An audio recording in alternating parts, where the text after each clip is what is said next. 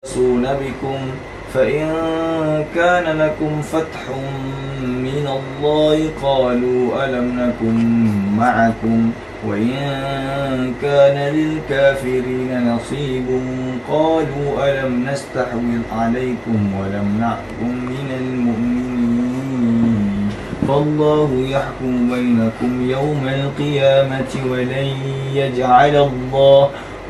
يَجْعَلَ اللَّهُ لِلْكَافِرِينَ عَلَى الْمُؤْمِنِينَ سَبِيلًا.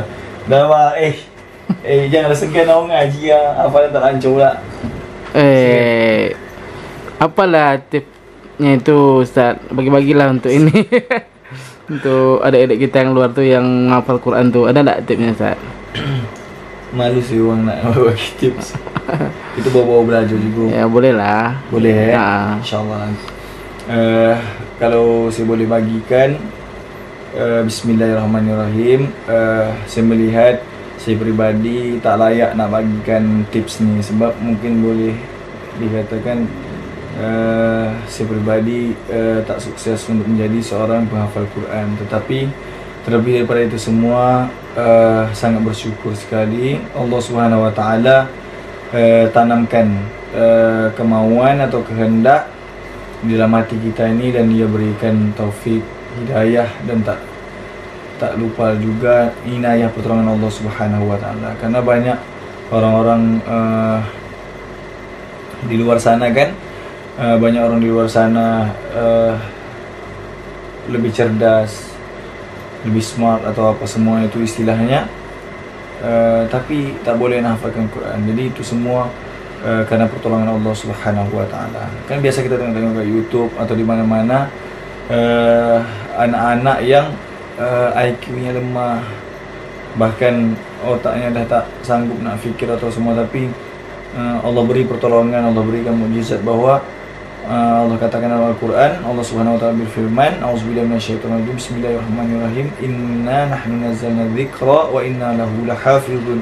Sungguhnya kami yang menurunkan Al-Quran, maka kami pula lah yang menjaga. Okay, tanpa memperpanjangkan sedikit penjelasan tentang kemuliaan Quran, mungkin untuk adik-adik atau abang-abang, pakcik, makcik, dah itu tante, pakte atau apa istilahnya kan, pemuda-pemuda yang rupawan, pemudi-pemudi yang rupawin kan. Jadi semoga Allah Subhanahu Wa Taala jadikan kita semua penghafal Quran. Amin. InsyaAllah. Amin. Banyak tips sebenarnya, tapi mungkin sebagai seseorang yang sangat besar keinginan nak hafalkan Quran, mestilah yang pertama niat, ya. Jadi banyak di dalam kitab-kitab hadis yang mendahulukan bab niat. Dikatakan innamal a'malu binniyat. Jadi sesungguhnya setiap amalan bergantung pada niat-niatnya. Jadi kalau seandainya adik-adik pemuda sana apa semua sana sini tu nak hafalkan Quran, mesti elok-elokkan niatnya. Jangan pula sekarang ada Hafiz Indonesia, nanti masuk TV ni, sedaplah kita nak masuk TV. Jangan.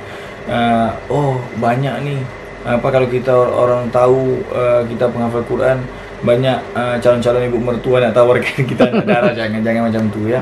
So sampai sekarang pun saya belum laku-laku lagi. Jadi macam tu ya. Terlebih daripada itu semua, niat. Jadi niatkan Quran ini pintu untuk taqarruban, iaitu bertakarrub, mendekatkan diri kepada Allah Subhanahu Wa Taala. Jadi kalau orang nak niatkan dekat kepada Allah, seandainya dia tak hafal-hafal, dia akan terus maju, dia semakin dekat. Kalau kita nak ibaratkan Allah Subhanahu Wa Taala ni kekasih kita, tentu kita akan berjuang keras. Jatuh, campak atau apa, kita mesti lari lagi nak kejar kekasih kita. Sama dengan kawan-kawan buat dekat luar tu. Setelah itu baru kita masukkan dengan metode, ya. Metode atau metode bang ya. Metode lah ya. Tapi walaupun orang-orang yang lebih fasihnya sebut metode atau method kalau atau apalah istilah bahasa Inggrisnya. Tidak ada metode yang pasti, tapi ada langkah-langkahnya.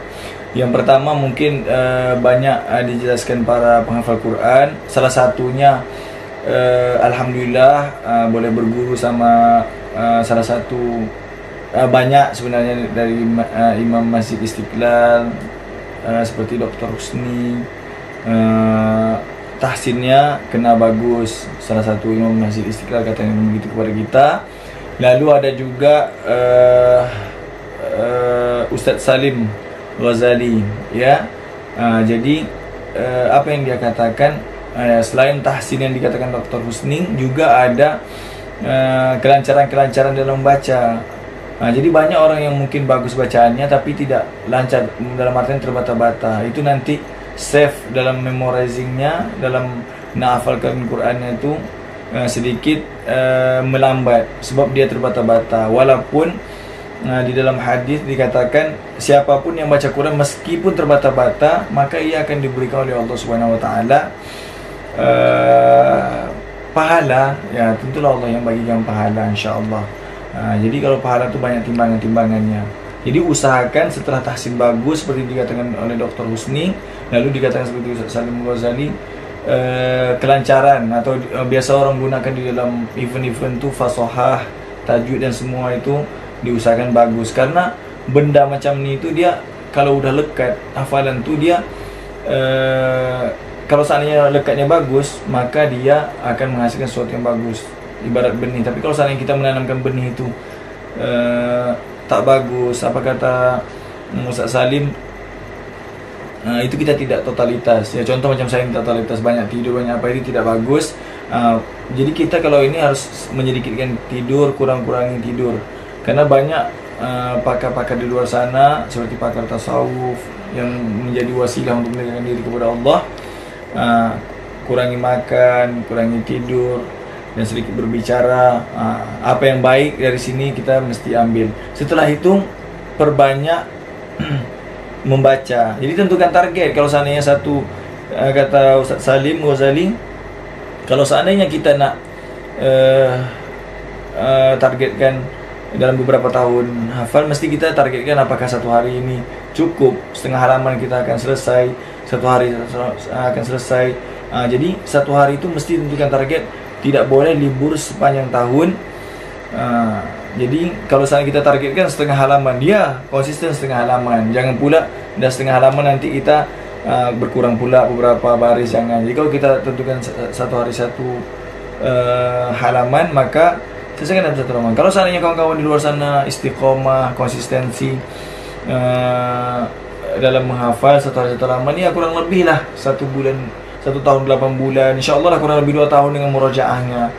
Setelah menghafalkannya, jangan lupa pula diiringi dengan namanya murojaah atau mendaras, biasa orang sebutkan. Mendaras itu apa? Atau murojaah. Murojaah itu mengulang-ulang kembali. Ibarat kata kenang-kenangan. Kita punya kenangan manis dengan seseorang, tentu kita nak ulang-ulang supaya kita betah, ya. Tapi itu bagi yang berpengalaman aja. Kalau saya pribadi belum berpengalaman kan. Oke, setelah itu murojaah, diusahakan berapa kualitas hafalan kita. Kalau seandainya yang kuat itu misalnya 15, ya diusahakan dalam sepekan paling lama itu sudah selesai, lagi diulang-ulangi terus. Dibagi beberapa hari, dalam satu hari misal 3 juz.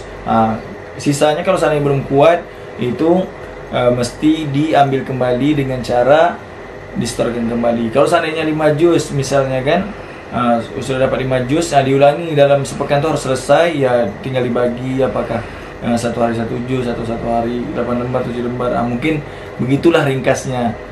Jadi terlebih daripada itu, setelah kita yang paling utama meminta pertolongan kepada Allah Subhanahu wa taala, jadikan ini pintu takarub untuk menjadikan Allah kekasih kita, dekat kepada Allah.